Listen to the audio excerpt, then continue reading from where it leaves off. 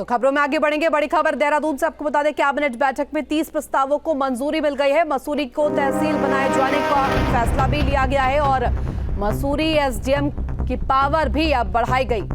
PPS cadre में 13 पद बढ़ाए गए हैं और पहली कक्षा में एडमिशन के लिए नया नियम अब लागू किया जाएगा। 1 अप्रैल को 6 साल पूरा होना जरूरी है और लघु सिंचाई विभाग में नियमावली में संशोधन।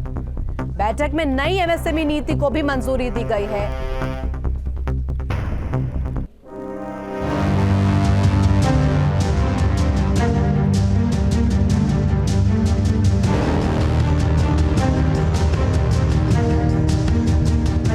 राजधानी देहरादून में सीएम पुष्कर सिंह धामी की अध्यक्षता में मंत्रिमंडल की बैठक हुई। बैठक में 30 प्रस्ताव रखे गए, जिसमें सभी प्रस्तावों को मंजूरी मिल गई। धामी मंत्रिमंडल के बड़े फैसले पर नजर डाले तो मसूरी को अब तहसील बनाने के फैसले पर कैबिनेट ने मुहर लगा दी है। इसके साथ ही मसूरी एसडीएम की पावर भी बढ़ाई गई है।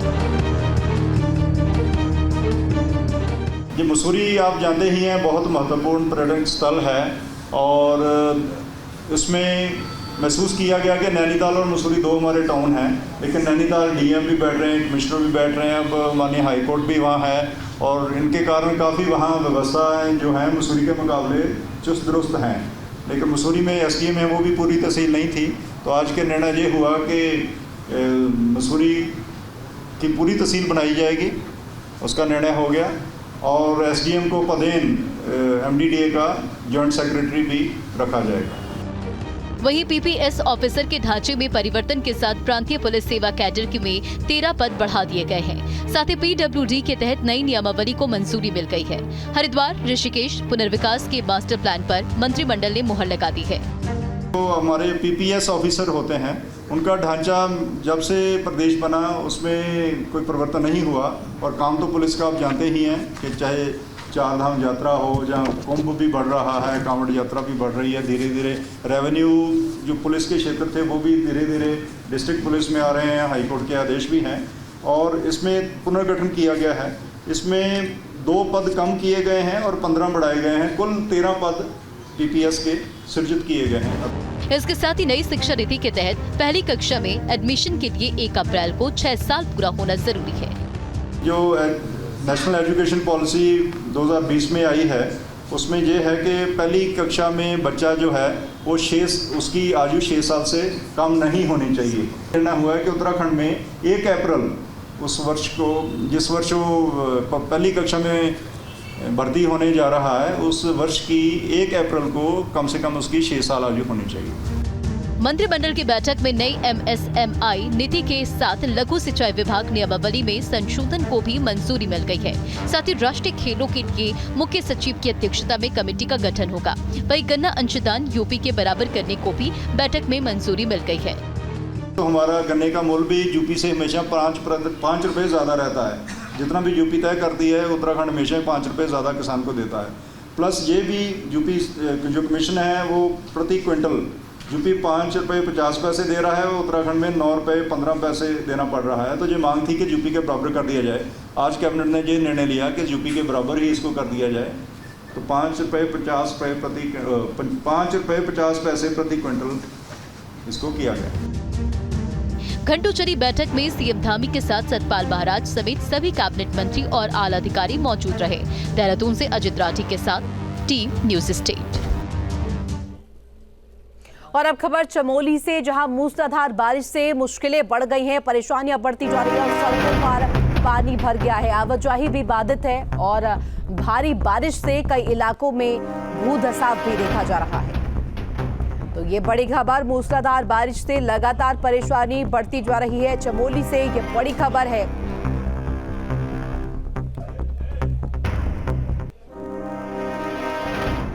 पहाड़ में एक बार फिर आफत की बारिश का अलर्ट जारी हुआ है। मूसलाधार बारिश से सरोवर नगरी के हाल बेहाल है। तो वहीं बागेश्वर में पहाड़ का एक हिस्सा सड़क पर आ गिर गया।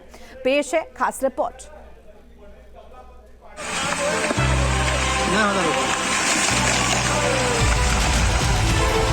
सैलाबी सितम, मॉनसून का अल्टीमेटम, आसमानी आफत का एक्शन, शहर शहर टेंशन।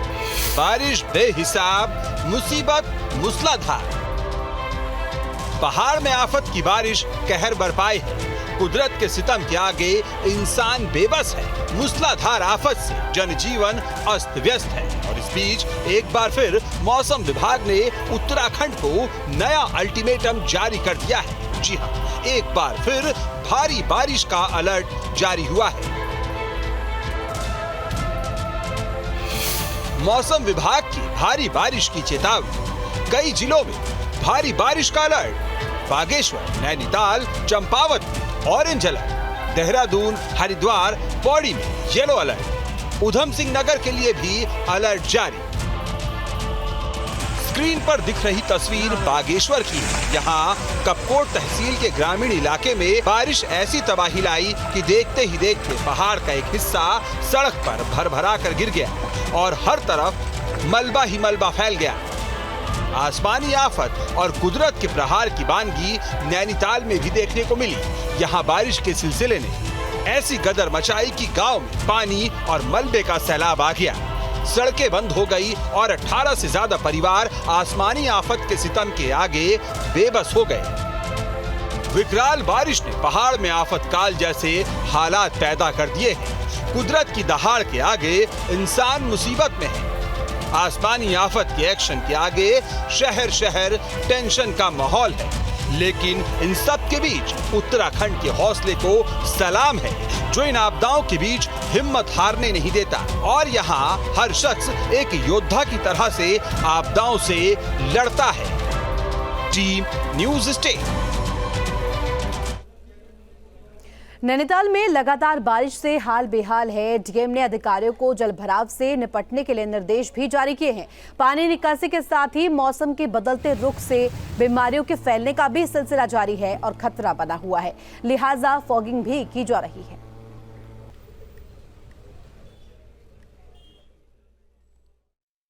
बरसात के मौसम में पेयजल से होने वाली जो बीमारियां हैं, वो दूषित पेयजल से, उनकी भी संभावना बनी रहती है। नाली वगैरह में जो है गंदगी आने से या पानी की लाइन होने से कई बार लीकेज से गंदा पानी लोगों के घरों में चला जाता है। तो उसमें संबंधित विभागों को लीकेजेस को रिपेयर करने के निर्देश दिए गए हैं। साथ ही ये भी कहा है कि जो टैंक हैं जिनकी बहुत लंबे समय से सफाई नहीं हुई, उनकी सफाई करवाई जाए, उनमें दवाइयों जो डलवाई जाती है वो दवाई डलवाई जाए।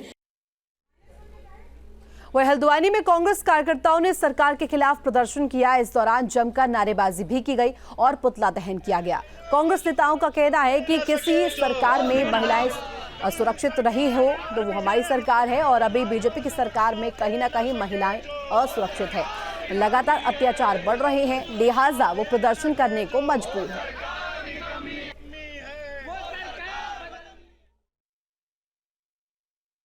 महिलाओं के प्रति हिंसा और महिलाओं का शोषण इस राज्य में हो रहा है। हमारी बेटियां ही जब इस प्रदेश में सुरक्षित नहीं, और ये बेटियां माँ वो हैं जिन्होंने उत्तराखंड राज्य के आंदोलन में बढ़ चढ़कर हिस्सेदारी दी, तब भी इतना बड़ा त्याग बलिदान दिया।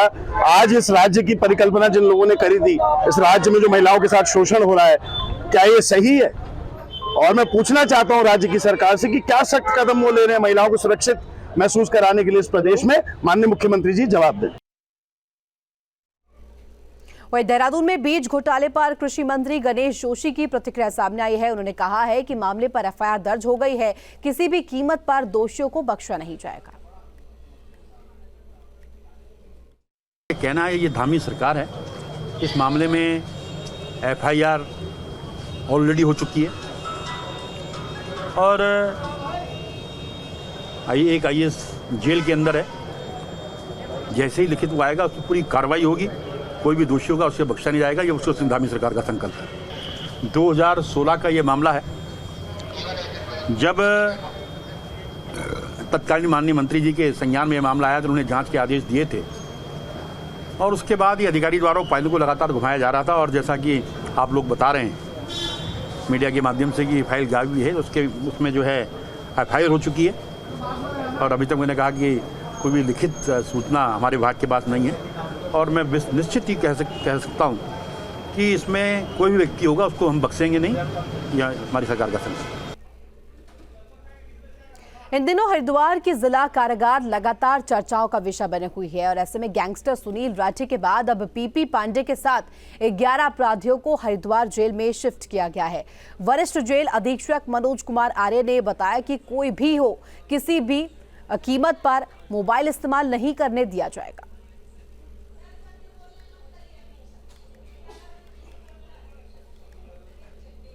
वहीं ज्ञानवापी में एसआई का सर्वे जारी रहेगा। इलाहाबाद हाईकोर्ट ने ज्ञानवापी सर्वे मामले पर बड़ा फैसला सुनाया है, जिस पर उत्तराखंड वक्फ बोर्ड के चेयरमैन शादाब शम्स ने प्रतिक्रिया दी है। उन्होंने कहा कि कोर्ट का फैसला उचित है, इसे सांप्रदायिक चश्मे से ना देखा जाए। देश और समाज दोनों के लिए भ्रम की स्थिति खत्म होनी चाहिए।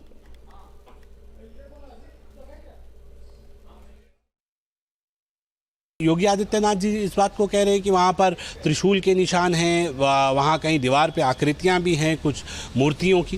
तो अगर इस तरह की बात है तो ये सर्वे में क्लियर हो जाएगा कि है कि नहीं है, और अगर नहीं है तो कोई पक्ष बनता नहीं है, और अगर है तो इस्लाम इसकी इजाज़त नहीं देता कि अगर कहीं किसी ज़मीन पे डिस्प्यूट है तो वहाँ नमाज भी जायज़ नहीं है, वहाँ नमाज कबूल नहीं होगी अगर आप नमाज पढ़ेंगे भी। तो हिंदू समाज को, मुस्लिम समाज को, दोनों को आपस में समन्वय स्थापित करने की ज़रूरत है। जो पहले हुआ वो कम से कम अब ना हो।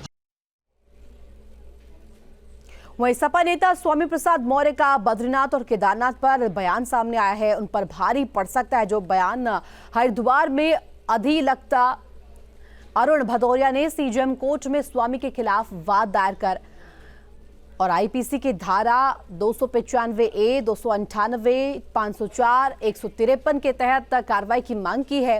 अरुण भदौरिया ने कहा है कि स्वामी ने धार्मिक भावनाओं को आहत किया है और आहत करने के काम के साथ अब ये कहीं ना कहीं कार्रवाई का विषय है। 28 जुलाई को उनके खिलाफ कनखल थाना में रिपोर्ट दर्ज कराने के लिए प्रार्थना पत्र दिया गया था और अब सीजेएम कोर्ट में वाद दायर किया गया है, जिसकी अगली सुनवाई 4 अगस्त को होगी। स्वामी प्रसाद मौर्य जो समाजवादी पार्टी से एमएलसी के विधायक हैं, इन्होंने हमारी धार्मिक भावनाओं को ठेस पहुंचाई। तो हमने जो है सबसे पहले 28 तारीख में थाना कनखल में इनके खिलाफ प्रार्थना पत्र दिया कि इनके खिलाफ अभियोग दर्ज किया जाए। जब हमने देखा कोई कार्रवाई नहीं हो रही है, फिर हमने हरिद्वार कोर्ट में सीजीएम कोर्ट में वाद दायर किया है, जिसमें सुनवाई 4 अगस्त 2023 में होगी। और खबर देहरादून से, जहां नगर निगम मलिन बस्तियों से हाउस टैक्स कलेक्शन की योजना बना रही है, जिसके लिए नगर निगम देहरादून क्षेत्र के अंतर्गत आने वाली मलिन बस्तियों से हाउस टैक्स कलेक्शन की योजना बन रही है, जिसके लिए अनुभाग को रोस्टर तैयार करने के आदेश भी दिए गए हैं। अब जल्द ही टैक्स कलेक्शन के लिए कैंप लगाए जाएंगे। नगर आयुक्त मनोज गोयल के मुताबिक लगभग 5 से 6 करोड़ का टैक्स इन मलिन बस्तियों से निगम को प्राप्त हो सकता है। रोस्टर तैयार करने के नोटिस जारी कर दिए गए हैं और जल्दी उसका रोस्टर तैयार होकर उस पर कार्रवाई शुरू होगी। वर्तमान में थोड़ा सा ऑलरेडी जो कैंप्स चल रहे थे उसका भी कार्रवाई लगातार चल रही है, तो उसको रेशनलाइज करते हुए जल्द ही मलिन बस्तियों में हाउस टैक्स के कैंप्स भी लगने शुरू हो जाएंगे।